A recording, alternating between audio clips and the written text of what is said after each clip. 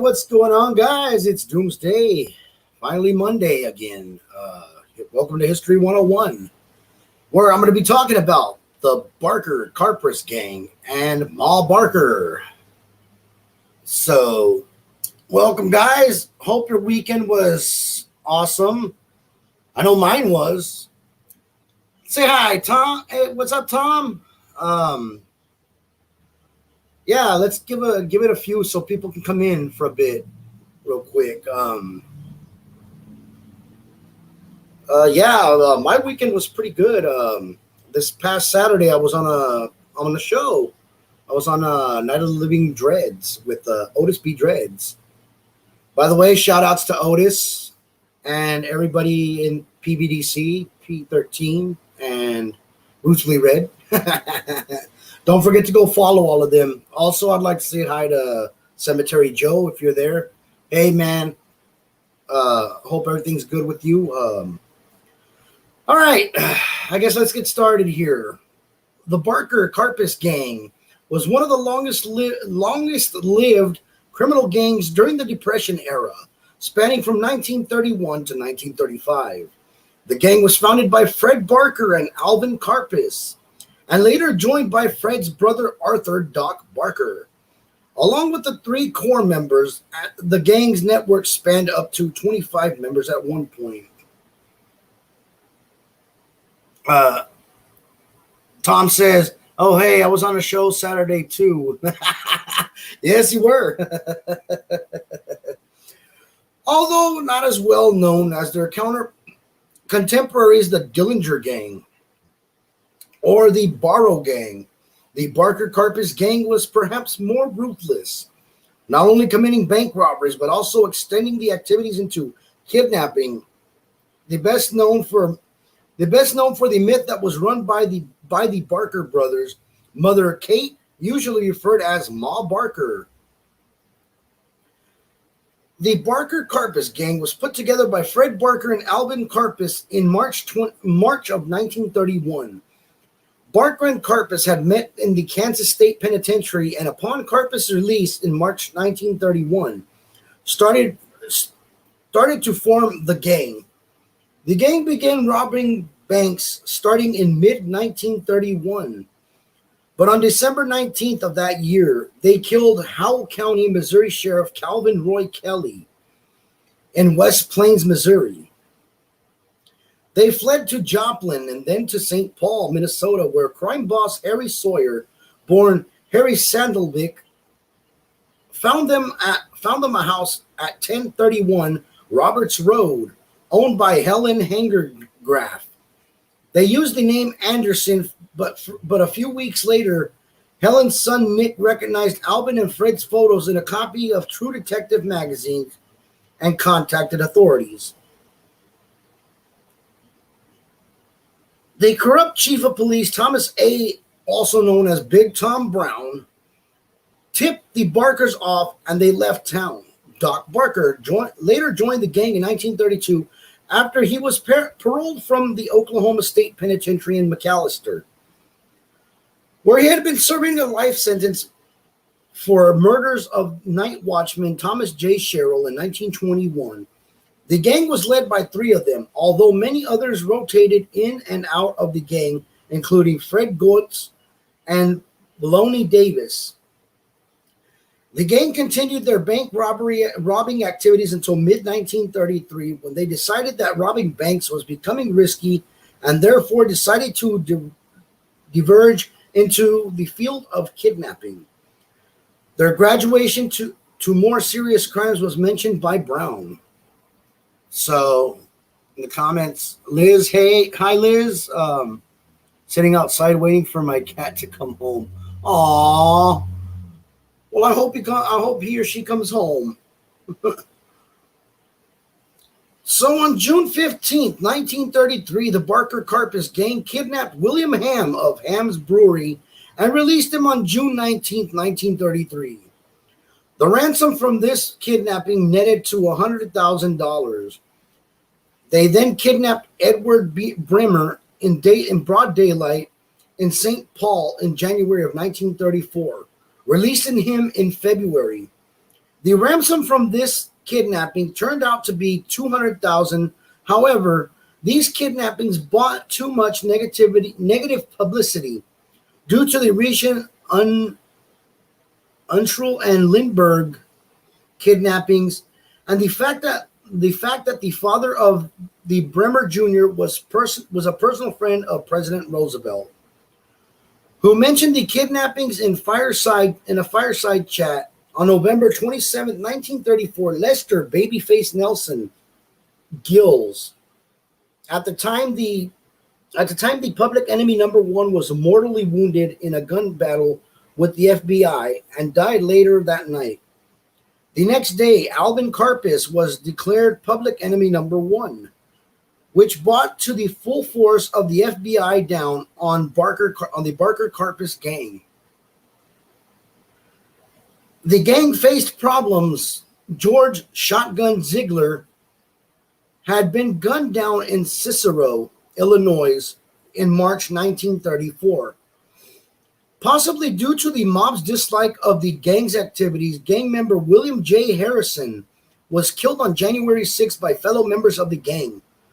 Following the declaration of Alvin Karpis as public enemy number one, Doc Baker was arrested on January 8, 1935, along with the Byron Bolton.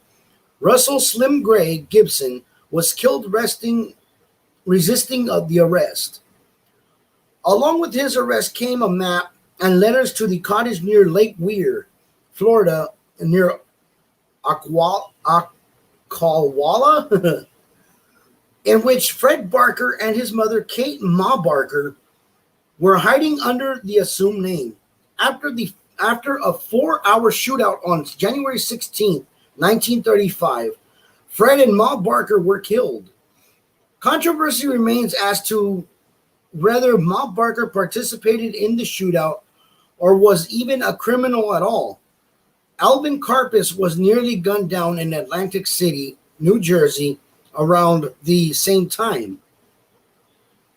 Karpis stayed on the move for another 16 months, pulling armored car robberies and train robberies in April and October of 1935, before finally being arrested in New Orleans May 1st, 1936, alongside new accomplice Fred Hunter. Although director J. Edgar Hoover personally claimed the credit for Karpis' arrest, Hoover and official FBI accounts of the arrest remains in question. Karpis offers his own version of the arrest in his book, The Alvin Karpis Story. The arrest of Karpis brought the FBI to fame and skyrocketed their public standing, along with J. Edgar Hoover's reputation. Kate Barker, better known as Ma Barker and sometimes known as Arizona Barker or Ari Barker, was the mother of several American criminals who ran the Barker Karpis gang during the Public Enemy era, when the exploits of gangs and criminals in the Midwest gripped the American people and press. She traveled with her sons during their criminal careers. So we're going to get into a little bit about who Ma Barker is. So Kate, aka Ma Barker, was born in October 8th of 1873 in Ash Grove, Missouri. Her day of death was January 16th, 1935, at the age of 61 in Ocala, Florida. The cause of death was a gunshot wound. Nationality was American. She went by other names as Ma Barker, Kate Barker, or Rita Ma Barker. Her spouses were George Barker, which I guess she stayed married. She was married to from 1982 to 1924, and Arthur Dunlop, a common law marriage. Now she had children by the names of Herman Barker, Lloyd Barker, Arthur Barker, and Fred Barker. Did she have one named Bob Barker? I joke. Anyways, her allegiance was to the Barker Karpis gang. Ma Barker gained reputation as the ruthless crime matriarch who controlled and organized her son's crimes. J. Edgar Hoover described her as the most vicious, dangerous, and resourceful criminal brain of the last decade. She has been presented as a monstrous mother in films, songs, and literature. However, those who knew her insisted that she had no criminal role. And they also alleged that Hoover created such accusations in order to excuse the FBI for killing her. She was killed in a shootout with the FBI. She married George Barker in Lawrence County, Missouri, and the couple had 4 sons. Herman, which was born in 1893 and died in 1927. Lloyd, born 1897 and died 1949. Arthur, born 1899, died 1939. And Fred, born 1901, died 1935.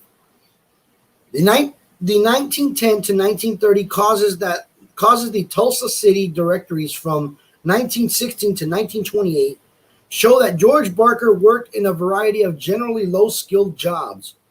From 1916 to 1919, he was at the Crystal Spring Waters Company. In the 1920s, he was employed as farmer, watchman, station engineer, and clerk. An FBI document describes him as shiftless and says the Barkers paid no attention to their son's educations, and they were all more or less illiterate. So Tom says, "Come on down. You're the next contestant of The Crime Is Right." Exactly, man. Exactly. So Barker's sons committed crimes as early as 1910 when Herman was arrested for highway robbery after running over a child in the getaway car. Excuse me. Okay, where was I? Okay. Oh, in the getaway car. Over the next few years, Herman and his brothers were repeatedly involved in crimes of increasing seriousness, including robbery and murder. They were inducted into the major crime by the Central Park Gang. Herman died on August 29th of 1927 in Wichita, Kansas, after a robbery confrontation with police that left one officer dead. He shot the officer at point-blank range in the mouth. He killed himself to avoid prosecution when he was seriously wounded after crashing his car. In 1928, Lloyd Barker was incarcerated in the federal penitentiary at Leavenworth, Kansas. Arthur Doc Barker was in the Oklahoma State Prison, and Fred was in the Kansas State Prison. George is the last listed living with his wife in 1928 in Tulsa, from the Tulsa City Directory. Either she threw him out, or as some say, or he left when life became intolerable with his criminal family.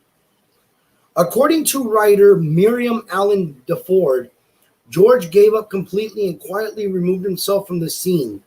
After Herman's death and the imprisonment of his other sons, the FBI claimed George left Ma because she had become loose in her moral life and was having outside dates with other men.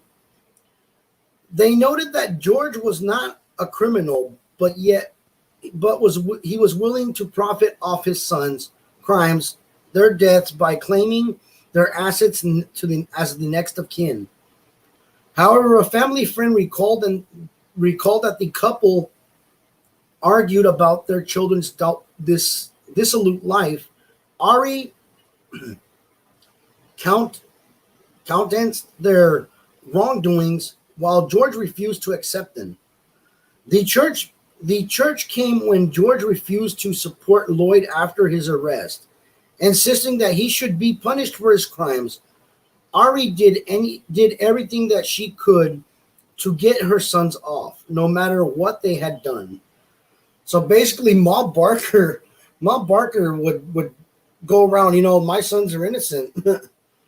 So yeah, that is pretty much a dedicated mother. So all I gotta say, everybody's mother. Oh, my son's innocent. He didn't do anything. I know my grandmother's like that. Mi hijo no hizo nada.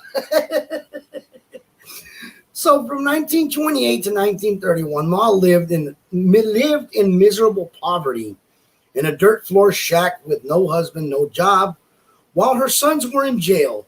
This may have been when she became loose with local men.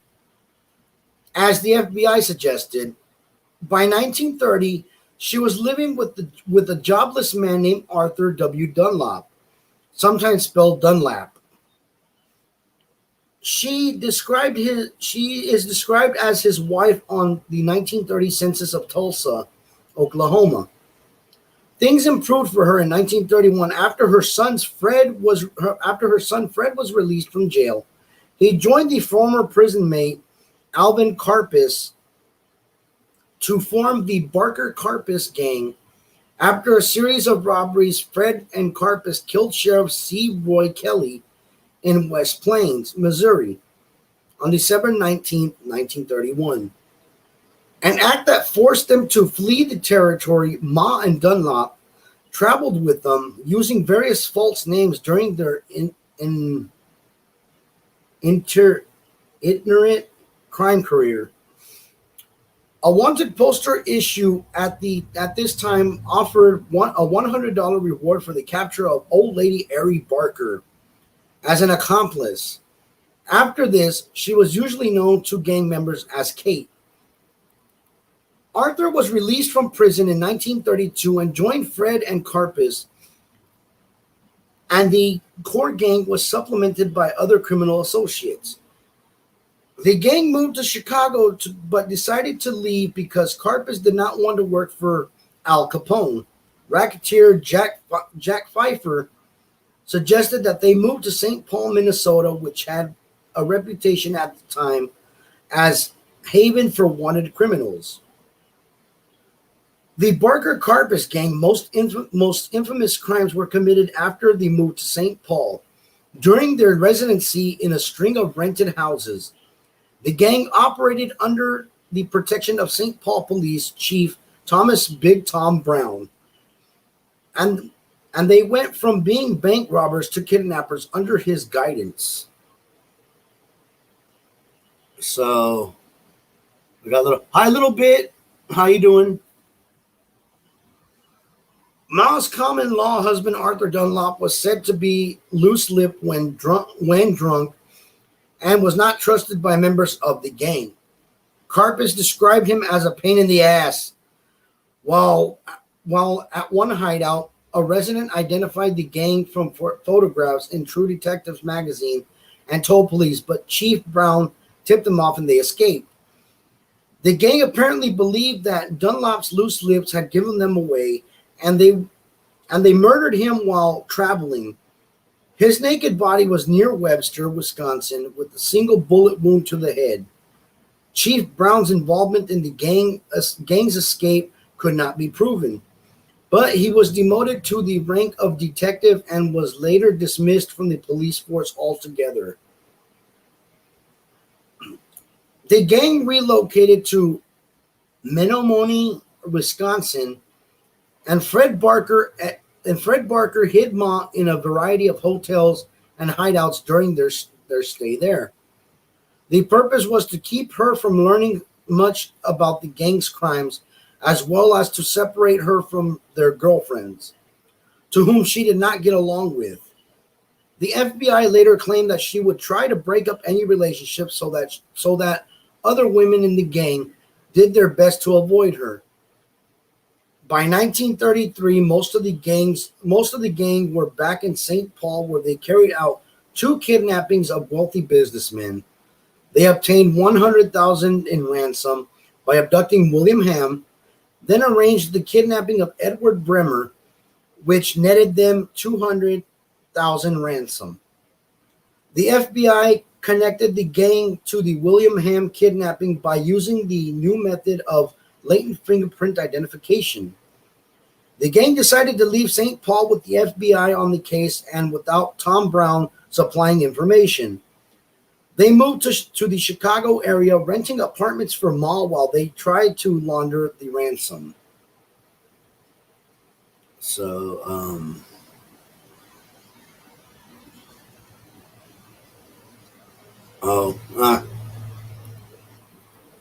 FBI agents discovered the hideout of Barker and son, Fred, after Arthur was released in Chicago on January 8th, 1935.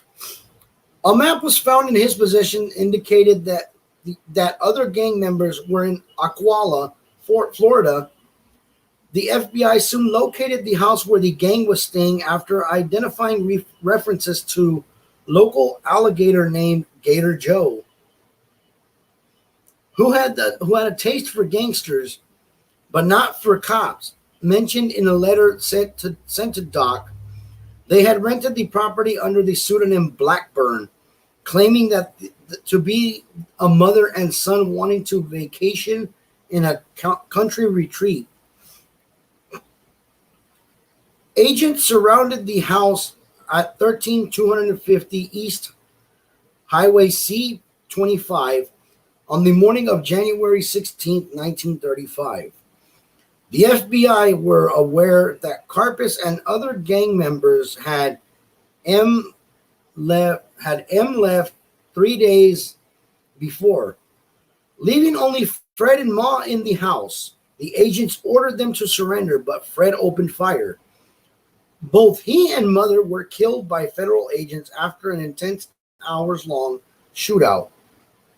Allegedly, many local people came to watch the events unfolding, even holding picnics during the gunfire. Holy crap! They were holding picnics during gunfire. Like, who the hell would do that? Seriously. So, allegedly, okay. Saw that already. Where was I? Okay. Gunfire from the house finally stopped, and the FBI ordered local estate handyman Willie Woodbury to enter the house wearing a bulletproof vest. Woodbury reported that there was no one inside alive. Both bodies were found in the same front bedroom. Fred's body was riddled with bullets, but Ma appeared to have died of a single bullet wound. According to FBI accounts, a Tommy gun was found lying in her hands. Other sources say that it was lying between the bodies of Ma and Fred. Their bodies were put on public display and then stored unclaimed until October 1st of 1935, when relatives had them buried at Williams Timber Hill Cemetery in Welch, Oklahoma, next to the body of Herman Barker. So yeah, that's kind of a bad way to go out, man. I mean, and then you had Ma Barker with a Tommy gun, man. I believe it too. I mean, it's not something it's not something that's hard to believe in. Tom Nally says a Tommy gun. See, there are Toms all over this story, right? No, but you see, I mean, a lot of people, like these people here, they're claiming that Ma Barker did not do such things. You know, she wasn't a part of it. But I mean, looks can be deceiving, man. I mean, you can look like some kind of harmless old woman, you know, or old man, and you can still be committing crimes. I mean, look at what's his name, Dennis Rader or whatever, BTK. The dude did so much crap, and yet he still got away with shit. He was even one of those, what's it called? He was installing alarms for people and shit like that. So you're not gonna fucking sit here and tell me Ma Barker's innocent. Hell no. Anyways, the popular image of Ma as the gang's leader and its criminal mastermind is often portrayed in films such as Ma Barker's Killer Brood of 1960 or Bloody Mama in 1970 and Public Enemies in 1996. However, this is widely regarded by historians as fictitious bullshit, and some have been skeptical that she participated in the shootout, which she died. Yeah, if they found her in there, she did. Karpis has suggested that the story was encouraged by J. Edgar Hoover and his fledgling Federal Bureau of Investigations to justify his agents. Yeah, I wouldn't believe him.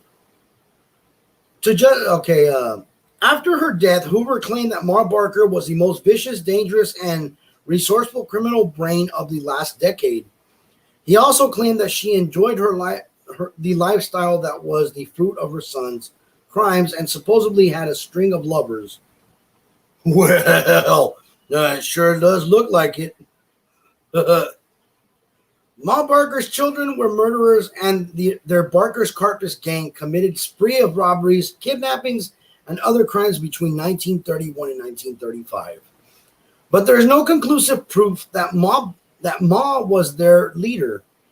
She certainly knew that the gang's activities and even helped them before and after they committed their crimes. And this made her an accomplice. Of course, made her an accomplice. If you help any criminal, you're an accomplice. But there is no evidence that she was involved in planning them. That can actually be true. I mean, she might have not planned it, but she still helped them. Oh, shit. I just lost my... Okay. Her role was taking care of the gang members who often sent her to the movies while they committed crimes, according to Claire Bond Potter. Her age and apparent respectability permitted the gang to hide out disguised as family. As Miss Hunter and Miss Anderson, she rented houses, paid bills, shopped, and did household errands. Alvin Karpis was probably the real leader of the gang, and he later said that Ma was just an old-fashioned homebody from the Ozarks. Superstitious, gullible, simple, cantankerous, and generally law-abiding, he concluded. The most ridiculously story in the annals of crime that Ma Barker was the mastermind behind the Karpis Barker gang. She wasn't leader of criminals or even a criminal herself. There is not one police photograph of her or set fingerprints taken when she was alive. She knew we were criminals, but her participation in our careers was limited to one function. When we traveled together, we moved as mother and her sons. What could look more innocent? He gave it away right there. Shit. I mean, that could be almost a perfect crime right there. I mean, oh yeah, we're mother and son. We're mother and family. So this view of Ma Barker is corroborated by notorious bank robber Harvey Bailey, who knew the Barkers well. He observed in his autobiography that Ma Barker couldn't plan breakfast. What is he trying to say? She wasn't smart? Yeah, whatever. Let alone criminal enterprise. Writer Tim Mahoney argued the force behind the gang was the corrupt St. Paul law enforcement system, especially under police chief Tom Brown. Before they met him, the gang were nothing more than bumbling band of hillbilly burglars. The Beverly Hillbillies. Who have been captured or killed long before becoming nationally notorious. Had the Barker gang never come under Brown's protection, Ma Barker might have died lonesome in the Ozarks and improvised the obscure window. So, Tom Nally says,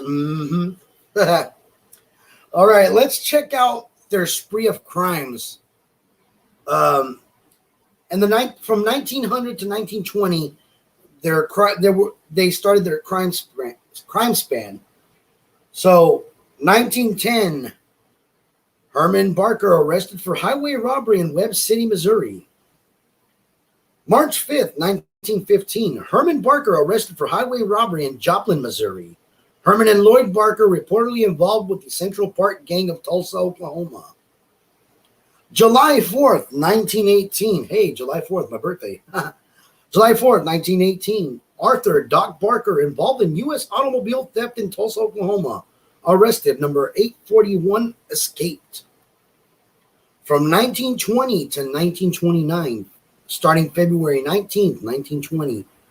Arthur Barker, arrested in Joplin, Missouri. Number 1740, returned to Tulsa, Oklahoma.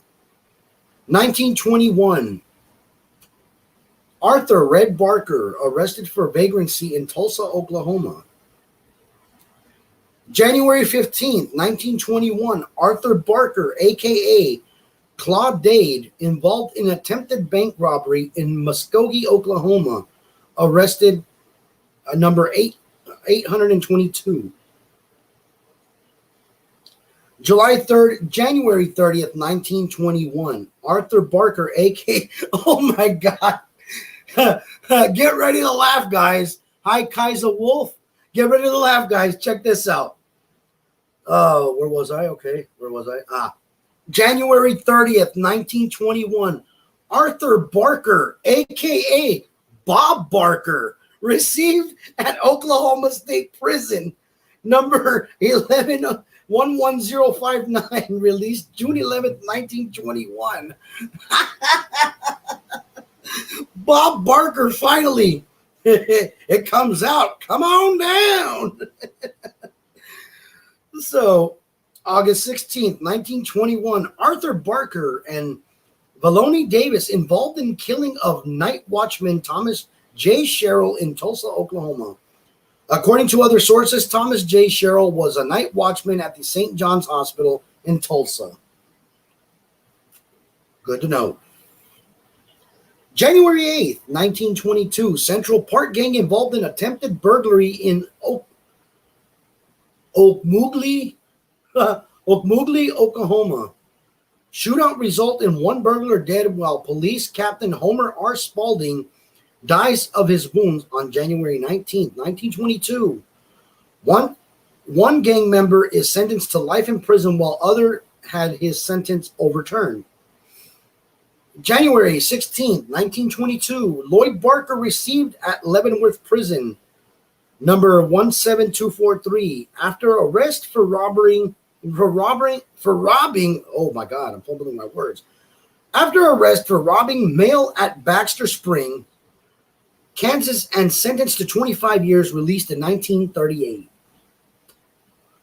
February 10th, 1922, Arthur Doc Barker received number 11906 at Oklahoma State Prison for the murder of Sherrill. 1926, Fred Barker robbed bank in Winfield, Kansas. He was arrested. March 12, 1927, Fred Barker admitted to Kansas State Prison. On August 1st of 1927, Herman Barker crashed stolen bank bonds at the American National Bank in Cheyenne, Wyoming. I think it's Wyoming. W-Y. Correct me if I'm wrong. Sheriff Deputy Arthur Osborne flagged down Barker's car. Barker picked up a gun from the vehicle seat and shot Osborne. Osborne died as a result. August 29th, 1927, Herman Barker commits suicide in Wichita, Kansas, after being pulled over by a motorcycle cop with a sidecar. Wichita policeman J.E. Marshall had been killed on August 9th, 1927, by the Kimes-Terrell gang that Herman was associated with. 5 other policemen were killed in the Kimes gang.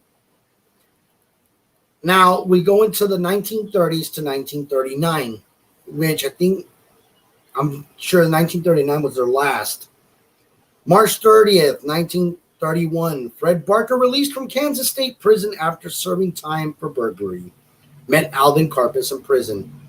So, In 1931 is where he met Karpis, and I guess that's where it's all started, the Karpis Barker gang. Let's move on. June 10th, 1931, Fred Barker and Alvin Karpis, alias George Heller, arrested by Tulsa, Oklahoma police investigating a burglary. Karpis sentenced to 4 years, but paroled after restitution made. Fred Barker also avoided a jail sentence. November 8th, 1931, Fred Barker killed an Arkansas police chief, Mulaney Jackson. December 19th, 1931, Fred Barker and Alvin Karpis robbed a store in West Plains, Missouri, and involved in killing of Howell County, Missouri Sheriff C. Roy Kelly. January 18th, 1932, Lloyd Barker received at Leavenworth Prison. April 26th, 1932. Does that kind of remind you of a certain song? Except a different date? Yes. April 26, 1932. Body of A.W. Dunlop found at Lake Franstead, Minnesota, killed by Fred Barker and Alvin Karpis. Yeah, they found him for being a rat. He was a rat. June 17, 1932. Fred Barker, Karpis, and 5 accomplices robbed Fort Scott, Kansas Bank. July 26, 1932, Fred Barker and Karpis, with an augmented gang, robbed Cloud County Bank at Concordia, Kansas. August 13, 1932. Attorney J. Earl Smith of Tulsa, Oklahoma, found killed at Indian Hills Country Club north of Tulsa. He had been retained to defend Harvey Bailey over the Fort Scott bank robbery, but the man was convicted. September 10th, 1932, Arthur Doc Barker released from prison. December 16th, 1932, Fred and Arthur Barker, Alvin Karpis, and the gang robbed Third Northwest National Bank in Minneapolis, killing policemen Ira Leon Evans and Leo Gorski, and 1 civilian. 1 gang member, Lawrence DeVole, in the shooting was also involved in 4 other police killings, 2 police officers, Sheriff William Sweet and City Marshal Aaron Bailey in Washington, Iowa in June 1930, and Marshal John W. Rose in Kirksville. On November 17, 1930, and killing Officer Cal Palmer and wounding another officer before being gunned down in Enid, Oklahoma in 1936. April 4th, 1933, Fred Arthur Barker, Alvin Karpis, and the gang members Eddie Green, criminal of the Dillinger Gang, Jesse Doyle, Earl Christman, Frank Jelly Nash, Baloney Davis robbed a bank in Fairbury, Nebraska. Christman was badly wounded during the robbery, and Green drove him to Vern Miller's house in Kansas City to recover. Christman eventually died from his wounds and was buried in an unmarked grave outside of town. June 1933, William Ham of the Ham's Brewery family, kidnapped by Barker Karpis gang. Ham released June 19, 1933, after ransom paid. It is believed by some that the gang turned over half of Ham's ransom money to the Chicago mob under Frank Nitti, after Nitti discovered they were hiding Ham in suburban Chicago and demanded half the ransom and rent. So let's go to the comments real quick. Hey, what's going on, Farmer Damon Bard? Where in Minnesota? Damn, I don't know exactly where. I'm way past on that one. It said Lake something. Let me go back. Let me see.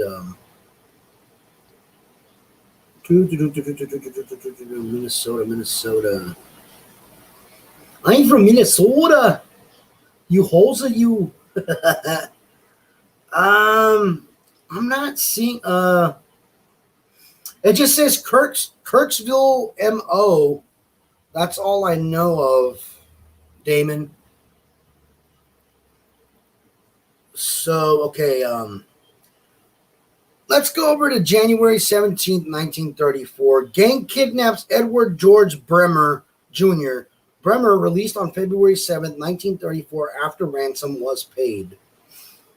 January 19th, 1934, gang wounds M.C. McCord of Northwest Airways Company thinking he was a policeman.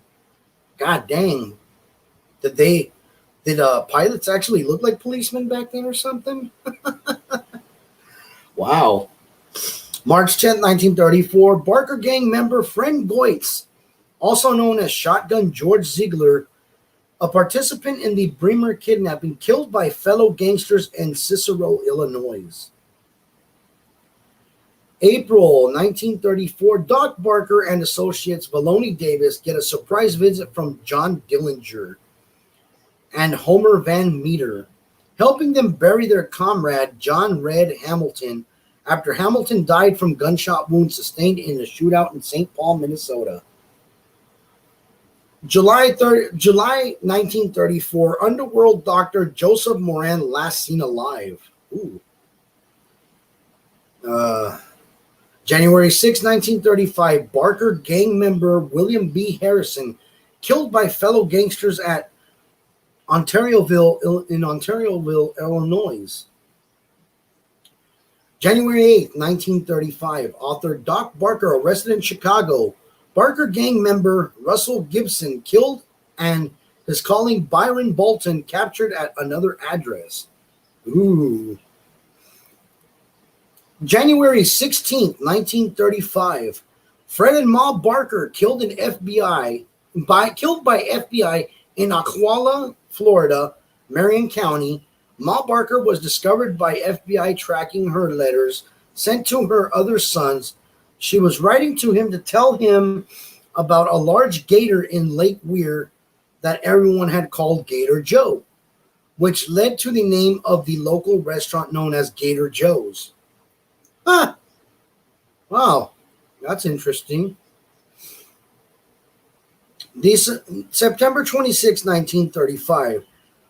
The supposed bodies of underworld doctor Joseph Moran found in Lake Erie, believed killed by Fred Barker and Alvin Karpis. However, Karpis himself said that Moran had been buried. November 7, 1935, Karpis and 5 accomplices robbed the Erie Railroad mail train at Garrettsville, Ohio. May 2nd, 1936, Karpis and accomplice Fred Hunter arrested in New Orleans, Louisiana. October 29, 1938, Lloyd Barker released from prison.